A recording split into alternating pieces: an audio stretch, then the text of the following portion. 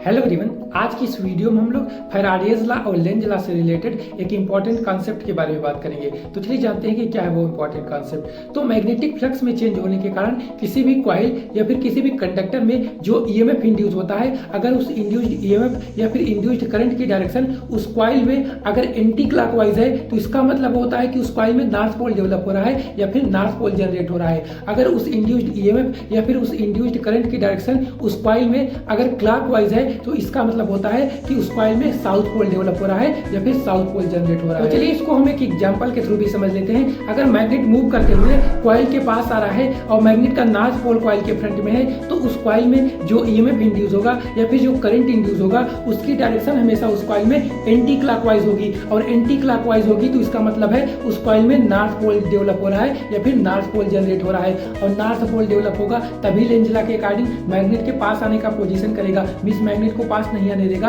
Magnet को अपने से दूर भेजने की कोशिश करेगा। क्योंकि जब दो नॉर्थ पोल, एक मैग्नेट का नॉर्थ पोल एक कॉइल का नॉर्थ पोल, जब दो नॉर्थ पोल एक दूसरे के सामने रहेंगे, एक दूसरे के फ्रंट में रहेंगे, तभी वो उसका पोजीशन करेंगे, तभी वो उसको रिपेल करके दूर भेजेगा। तो लेकिन अगर मैग्नेट मूव करते हुए कॉइल से दूर जा रहा है और मैग्नेट का नॉर्थ पोल कॉइल के फ्रंट में है तो उस कॉइल में जो ईएमएफ इंड्यूस होगा या फिर जो करंट इंड्यूस होगा उसकी डायरेक्शन हमेशा उस कॉइल में क्लॉकवाइज होगी, और क्लॉकवाइज होगी तो इसका मतलब है कि उस कॉइल में साउथ पोल डेवलप हो रहा है या फिर साउथ पोल जनरेट हो रहा है। और साउथ पोल डेवलप होगा तो लेंज लॉ के अकॉर्डिंग तभी वो मैग्नेट के दूर जाने का अपोजिशन करेगा, मींस मैग्नेट को दूर नहीं जाने देगा, मैग्नेट को अपनी तरफ पास बुलाने की कोशिश करेगा। क्योंकि जब एक नॉर्थ पोल और एक साउथ पोल एक दूसरे के कांटेक्ट में रहेंगे तो तभी वो उसको अट्रैक्ट करेगा, मींस अपनी तरफ पास बुलाने की कोशिश करेगा। तो यही था लेंज लॉ और फैराडे लॉ से रिलेटेड इंपॉर्टेंट कॉन्सेप्ट। तो आई होप आपको इंपॉर्टेंट कॉन्सेप्ट अच्छे से समझ आया होगा। तो ऐसे इंटरेस्टिंग और इन्फॉर्मेटिव वीडियो के लिए हमारे चैनल को like, subscribe, share and comment जरूर करिएगा।